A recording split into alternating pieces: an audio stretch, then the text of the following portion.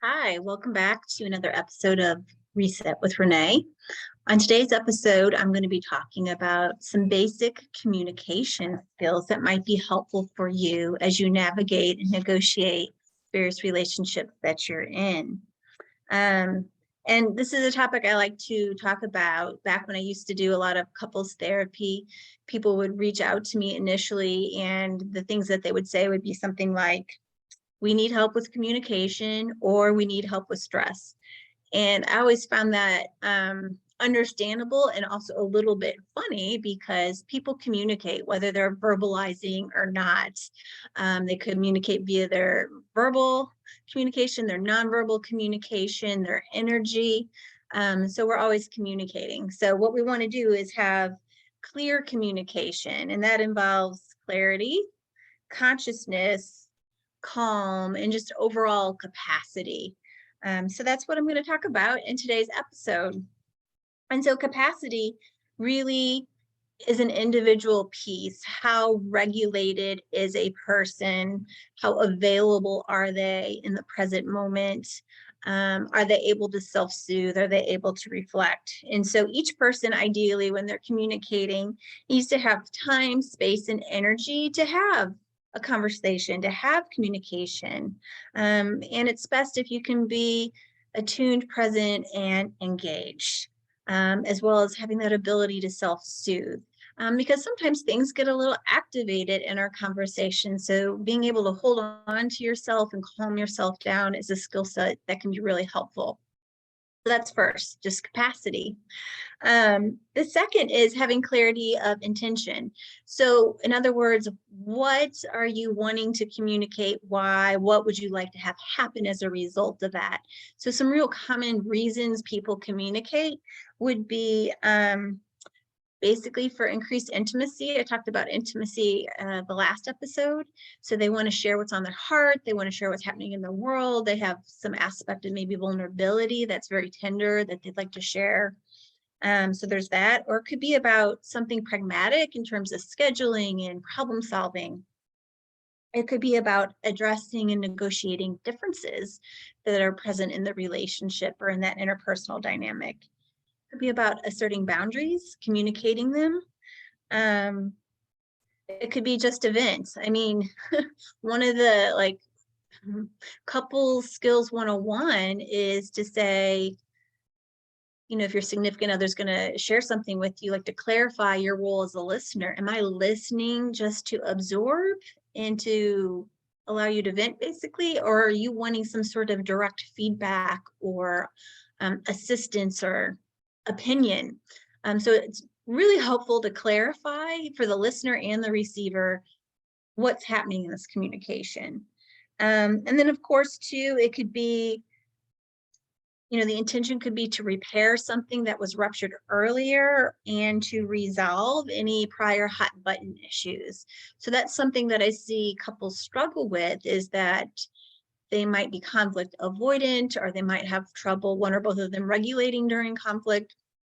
And so instead of addressing some of those differences and the needs and the wounds, they just try to avoid and stop and suppress, but it eventually comes out somehow. So we've got capacity, we've got clarity. And then the other piece would be like an openness to the process and to the outcome. So I always recommend to my clients, when they're having a conversation, or maybe they imagine a series of conversations, that they think about it as an unfolding or a chunking. So you might have a conversation, and then each person goes off and processes and digests and absorbs what was discussed, and then comes back for the next round to clarify or negotiate or further discuss or resolve anything that was left under addressed. So it's not a one and done thing, communication with others. We need to give ourselves and others the space to work the way through. Let's see. And then another piece that I wanted to bring up is about not conflict between people, but actually conflict that can happen inside. So communication can go off the rails, in the ditch, can be wonky, whatever, words you want to put to that, when a person, especially the speaker, is not very clear about what they want to communicate and why, or they have some inner conflict on their own. So oftentimes when clients, when they work with me and they share like, oh, I'm feeling frustrated about this, I'm feeling angry about this is what my partner did or didn't do. Like, okay, well, before you go to them with this conversation, let's get really clear about what parts of you are triggered. Are you carrying some hurt? What are you doing to try to deal with that hurt? Let's get clear about your wounds and your needs and what you actually would want, your dreams and the ideal resolution. How can we like best position this conversation to go well? And that starts with that inner clarity around your inner conflict, if there is one. Okay, the other thing I wanted to share with you is just some things that have helped me over the years to keep it simple. And one thing that I've learned is that in communication, clear is kind. So with that clarity and with a neutral energy or a warm and loving energy, that really can do a big chunk of the work of communicating. So clear is kind. So whatever you say or share, whatever statement you make, check, is it coming from your heart? Is it coming from your truth? Is it said with love? Is it said with a positive intention? And is it clear? It's about the best you can do. The rest of it is left up to the receiver on their end. And then the other simple little acronym that I've always kept in the back of my mind is something called the 3Fs. And that is facts, feelings, and fair requests. So let's say the fact is someone didn't unload the dishwasher. That's a fact. Okay. The feeling might be anger, frustration, which really has nothing to do with the dishwasher, but an unmet need. And then the fair request. So it might sound like, hey, love bug, when I saw that you forgot to unload the dishwasher, I felt or noticed some resentment and some anger. And I know that's probably not your intention, but it makes me feel disrespected. And so I really need you to do that when you agree to do it, because it makes me feel valued and that I matter, that my requests matter. So facts, feelings, fair requests. You're really not trying to put anything on the person, but really take responsibility for what is active in you and what helps you. Some other tips would be to avoid polarizing statements, like, so saying things like you always or you never is not ever really helpful. It just tends to get people feeling attacked, and therefore they're more prone to be defensive, and then you're going to have conflict.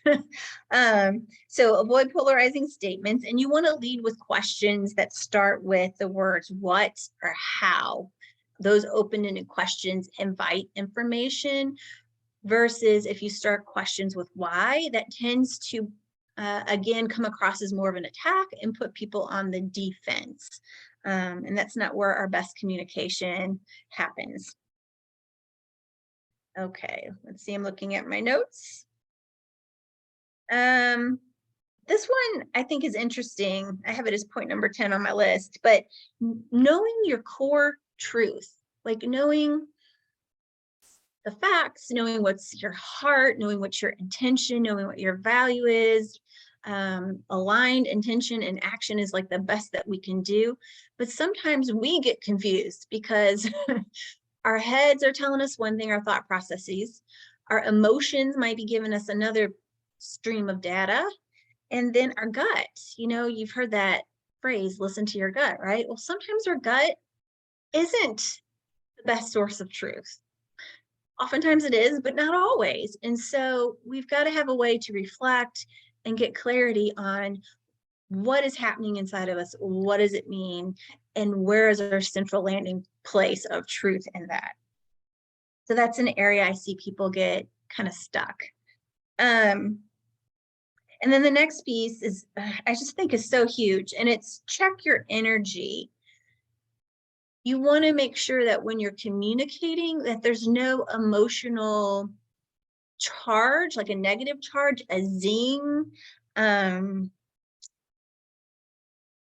You want to stay away from conveying that, because you can use the exact right, I'm air quoting, the exact right words, language, verbiage. But if it's done with an energetic charge, person that you are speaking with is going to consciously or unconsciously, depends on them, perceive that charge. They're going to respond to that charge, again, no matter how well worded what you said actually was. So you need to check your energy. And something that I see people struggle with is communicating in a way that relies on circumstantial power versus personal power. So power is kind of tricky. I feel like that should be its own episode. We want to be in relationships where there's not a power over or a power under dynamic. Okay, so people who power over tend to be perpetrators. They tend to do harmful things in relationship, and then the people in the power under position feel victimized and powerless, helpless, and our best relating does not happen from those places. And so if someone is feeling a lack of personal power, they might reach for circumstantial power. And so that is like when you're looking for something to prop yourself up and give you credibility that you don't feel that maybe you feel inside or that you have. So it's like you're borrowing or you're manufacturing. So you might say, oh, well, so-and-so agrees with me, or hey, Renee said in therapy, da, da, da, da, as opposed to just speaking your own truth and not trying to bring in somebody else's perspective. So personal responsibility and accountability is always more skillful than trying to offset, look to reasons or excuses, some other grab to make it okay about what you're saying. And that leads to the next point, which is avoid reaching, pushing, chasing, protesting. So this is like agenda-oriented communication. You want to avoid shame, blame, criticism, and contempt. So you really got to get clean and clear about what it is you're saying, why, and how for it to be received well. Okay. And all of this I'm sharing with you because if you aren't conscious of these things, then you are more likely to trigger someone's defensive parts, their protective parts. And when they respond to you from that place, that's not going to feel good to you. And you're more likely to respond back to them from your own defensive place, your own triggered space. And then you have increased conflict instead of resolved conflict. So learning how to work your way through that is helpful. It helps to approach conversations with a win-win attitude or strategy. Again, you don't want someone feeling like a winner loser. You want a win-win for people to feel heard, connected, have their needs met, and issues tended to. If communication is not going well, maybe there's some conflict or activation, one or both of you starting to become dysregulated, and then it's helpful for someone to call a timeout, essentially. It is always better to stop conversation, communication, connection when someone's outside of their window of stress tolerance. They're beyond their capacity, they're overwhelmed, they're flooded. No one does their best communicating or relating from that place of stress. So if you're the person who's overwhelmed, it's helpful to communicate that. I'm getting overwhelmed, dysregulated. I need to calm down. I don't want to do something to cause hurt or harm. And so give me whatever length of time, and I will come back and let you know when I'm ready to revisit the conversation. How does that sound to you? Oftentimes, the person on the receiving end, high odds that maybe they have some anxiety that that person won't come back to finish the conversation because perhaps that's been the pattern or the history. So whoever sort of relieves or takes that break, calls the break, I really encourage you to be the one to say, this is what I need, this is what'll work and what'll help me. Thank you for your patience, essentially, and I'll be back. When we are dysregulated, it takes our body a minimum of 20 minutes to calm down and re-regulate. So, and for some people, depending on their capacity, depending on their stress load, depending on the day, they may need way more than that. Some people take days to process. Some people take weeks to process. It's hard for people to wait for that. But if you know what works for you, communicate that. Okay, and then the other thing is, before you get to the taking a break part, if overwhelm is building for you, ask for what you need to help you stay present. So for instance, for me, like in conversations with people personally, I've asked, it's hard for me to hear you when your voice is rising. Can you lower your voice down so I feel less scared right now? Loud voices are a carryover trigger from my past. I don't like that. My survival responses start kicking in. And so that's my way of saying, hey, I want to be present, but I need you to like take it down a peg, take it down a notch so I can hear you and be in it with you. It could be asking someone to sit by you, like that can be just the little bit of a nuance of a power differential. Let's say someone's sitting and someone else is standing and talking. And so that can begin to feel not quite right, not quite aligned. So asking for what helps you feel like you're both on equal footing. It could be movement. Some people, they get really anxious. And so just sitting is too hard for them physiologically. So they might process and communicate better with movement, like going for a walk or a bike ride or engaging in like a mindless activity. Maybe there's less direct eye contact for them, so it's less overwhelming, less stimulating. So just, being aware of what helps you stay engaged for yourself and with the other person, communicating that can be really helpful. And if the dynamic is going off track, notice and name that, and really then invite the other person to course correct with you. I encourage that you try that once. I wouldn't do that more than a couple times, because clearly then that person's out of their window of stress tolerance, out of their window of capacity. And it's self-abandoning to you to repetitively ask, to chase, to beg. And so, we want to be operating from a place of dignity and respect and not self-abandoning for the sake of chasing that connection. So to summarize, it's helpful for communication. At first, as a person, you have the ability to self-regulate, self-reflect about how you're showing up, what you're bringing to the table, self-soothe to deal with your stress internally and externally. These are the building blocks to bring your best self to relationship dynamics. And wholehearted communication is clear, kind, truthful, and absent of power dynamics.